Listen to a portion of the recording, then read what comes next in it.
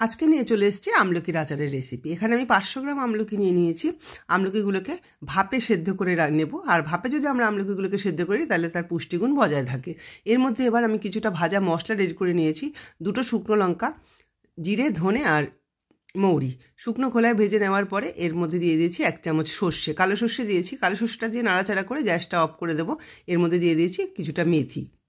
মশলাটাকে ঠান্ডা করে নিয়ে গুঁড়ো করে নিতে হবে। এদিকে আমলকিগুলো দেখো খুব ভালো সেদ্ধ হয়ে গেছে, বীজগুলো ছাড়িয়ে নিচ্ছি। এবার আমি কড়াইতে তেল দিয়ে দিচ্ছি। 2 চামচ আমি তেল দিয়ে এখানে কিছুটা মৌরি দিয়ে দিলাম। মৌরিটা বেশ ভাজা ভাজা হয়ে এলে এর মধ্যে দিয়ে দিচ্ছি হিং। অবশ্যই হিংটা দেবে। হিংটা দেওয়ার পরে আমি এর মধ্যে আমলকিগুলো দিয়ে 2 মিনিট নাড়াচাড়া করে এর মধ্যে লঙ্কার গুঁড়ো দিয়ে দিলাম, আর দিয়ে দিচ্ছি বিট নুন আর সাদা নুন, যে নর্মাল নুনটা আমরা খাই। ভালো করে নাড়াচাড়া করে নেওয়ার পরে গুঁড়ো মশলাটাও দিয়ে দিলাম, দিয়ে আবারও নাড়াচাড়া করে অল্প পরিমাণে আমি গুড় দিয়েছি। এবার ঢাকা দিয়ে মিনিট 5 রান্না করলেই আমাদের কিন্তু আমলকির আচার একদম রেডি।